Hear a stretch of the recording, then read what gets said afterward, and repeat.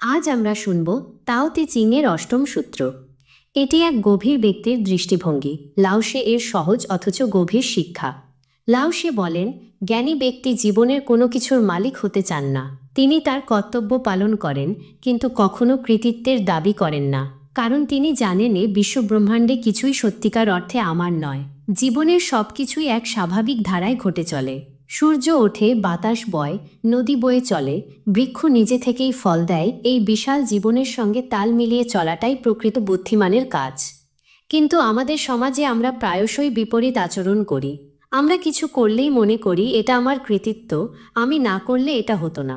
আমরা প্রতিটি ঘটনাকে নিজের সঙ্গে জুড়ে দিতে চাই, অথচ লাওসে বারবার মনে করিয়ে দিয়েছেন, এই আমার বলে যে অহং, সেটাই হলো দুঃখের মূল। যখন আমরা নিজেকে কিছু ঘটানোর কর্তা হিসেবে ভাবি, তখনই আমরা বিচ্ছিন্ন হয়ে যাই প্রকৃতির প্রবাহ থেকে। জীবন স্বাভাবিক নিয়মে চলে। লাওসে বলেন, জীবনের সব কিছুই ঘটে চলে নিজের নিয়মে। ক্ষুধা লাগে, ঘুম আসে, জন্ম হয়, বার্ধক্য আসে, মৃত্যু এসে যায়, এই সবই স্বাভাবিক। আমরা এই ঘটনাগুলোর কেবলই অংশ, কিন্তু আমরা মনে করি যেন আমরাই সব কিছু নিয়ন্ত্রণ করছি। যেমন ধরো, তুমি একটা কাজ করছো, তুমি ভাবো আমি এই কাজটা করলাম, এত কষ্ট করলাম, তাই সফল হলাম। কিন্তু বাস্তবতা হলো তুমি কেবল একটা অংশ মাত্র। প্রকৃতির হাজারো শক্তি, সহায়তা, পরিবেশ, সময় সব না থাকলে তুমি কিছুই করতে পারতে না। একটি প্রাচীন চীনা গল্প এ প্রসঙ্গে খুব প্রাসঙ্গিক। এক যুবক তার প্রিয়তমাকে নিয়ে সমুদ্র তীরে দাঁড়িয়ে আছে। চাঁদের আলোয় সমুদ্রের ঢেউ উঠছে।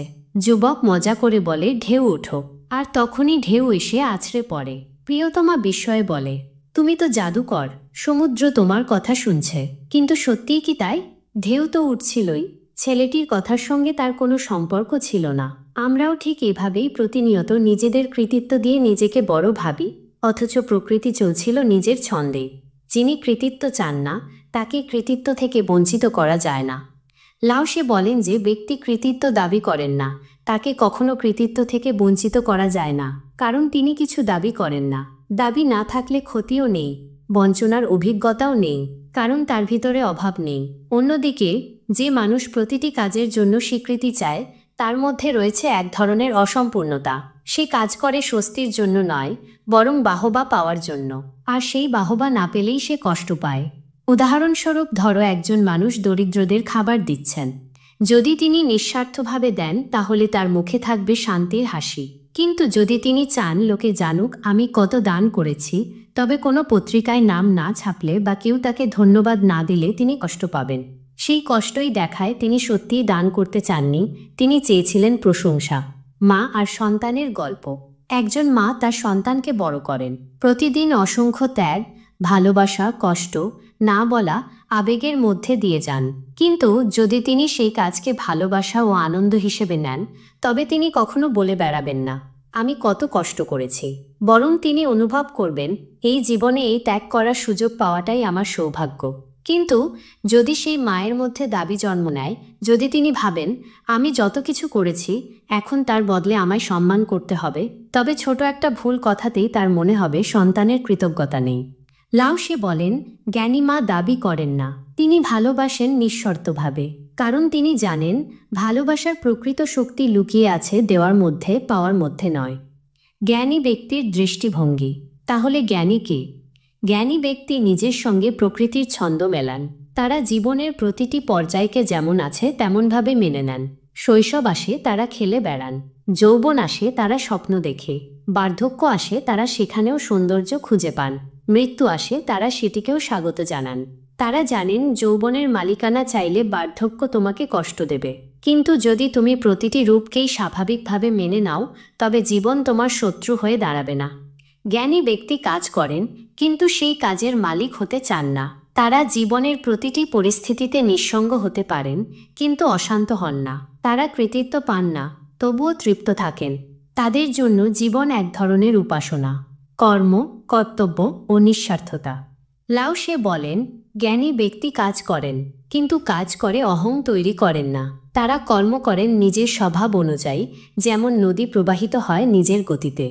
একজন মাটির কুমার যেমন প্রতিটি মাটির পাত্র বানায় নিষ্ঠার সঙ্গে, তেমনি জ্ঞানী ব্যক্তি কোনো প্রতিদান আশা না করেই কাজ করে যান।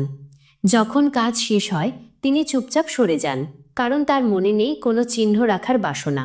তিনি ফুলের মতো ফুটে ওঠেন, সৌরভ ছড়ান, তারপর নিজেই ঝরে পড়েন নীরবে। জ্ঞানী জানেন প্রকৃত কর্ম আনন্দদায়ক হয় যখন সেটি চাপ নয়, দাবি নয়, বরং একটি নিঃশব্দ অর্ঘ্য। অহং ও দুঃখের যোগসূত্র। লাও সে এর এই দর্শনের মূল শিকড় হল অহংয়ের অস্বীকৃতি। আমরা যখন বলি আমি এটা করেছি, আমার কারণেই এটা হলো, তখনই আমরা নিজেদের কৃতিত্বের কেন্দ্রবিন্দুতে বসাই। এই আমি, আমাকে এই আত্মকেন্দ্রিক চেতনার ফলেই সৃষ্টি হয় বিভাজন, দুঃখ এবং প্রতিযোগিতা।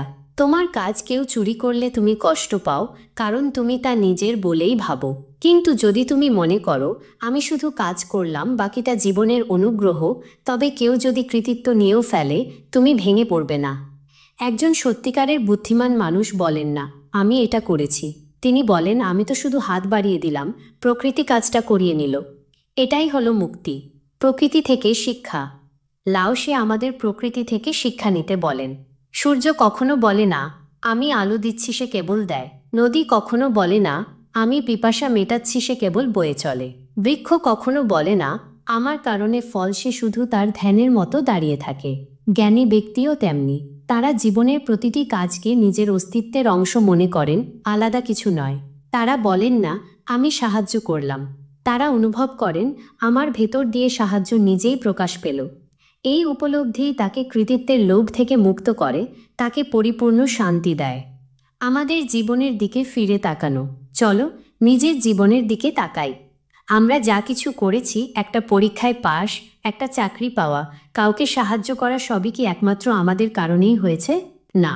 তুমি হয়তো পরিশ্রম করেছ, কিন্তু সময় অনুকূল না হলে হতো না। তুমি চেষ্টার পরও কখনো ব্যর্থ হয়েছ, আবার হঠাৎ কোনো সাহায্য পেয়েও সফল হয়েছ।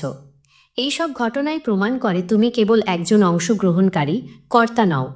এই উপলব্ধি আমাদের অহং থেকে মুক্ত করে, প্রতিটি কাজকে আনন্দের করে তোলে। কারণ তখন আমরা কাজ করি কেবল কাজের জন্য, বাহবার জন্য নয়।